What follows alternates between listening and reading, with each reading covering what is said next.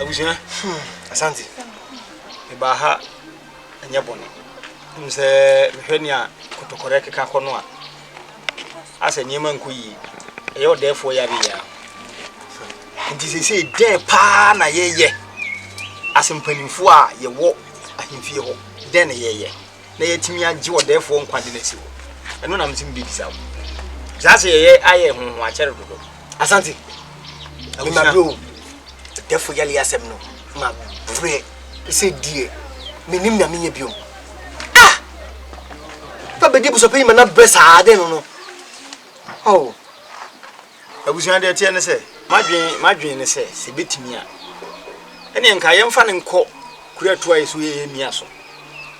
Na nka yenko hwese ye benya ayaresa amano anase se betu nipa nso amoma akọ eja sante bia on I say de bia no me no ye kasa because ade no ye kasa enko yi because asem bi obeka bia no na me hu so won we wa hwasem a wo ka wo panyimu hwasem a wo tuma bi wa no a wo ka e fa therefore e fia enko mi aso de no what is ansem pen sen bi da que fica ko wie nu bonsin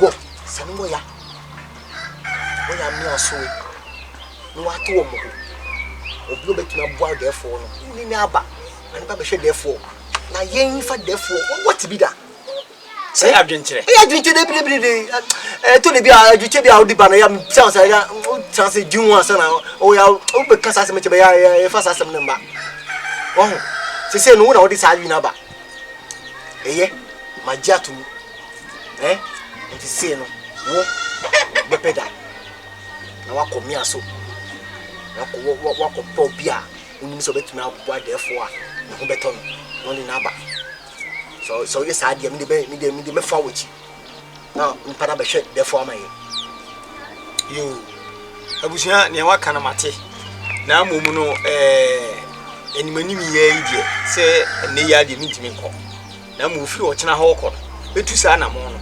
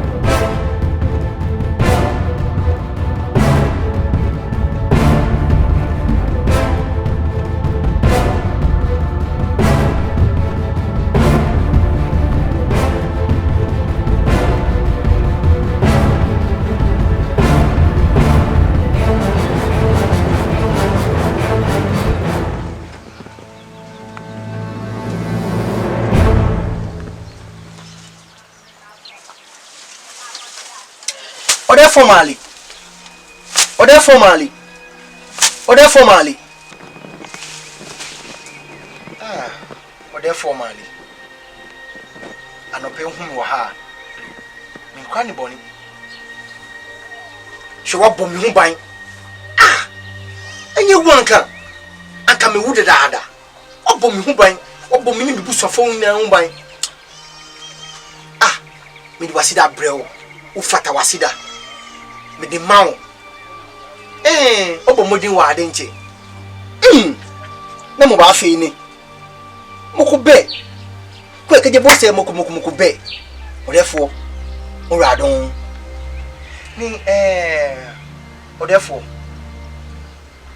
mento ni ke ni bi mo kwa fon ni la ke shi buele ahon ni dia anyo shida o ba fe han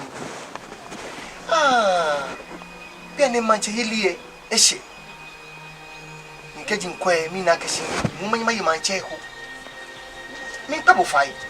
Ni le wami. Therefore wami. Or therefore I am re. I am re. Nsremo ka ne chi no nko. Se ne be ya. Me so ahini mitu be dibi. Ene jini ba bi bio ni ke fon yi. Ni la ko ba nyo fe. Na kan. Therefore I don't. Me da se.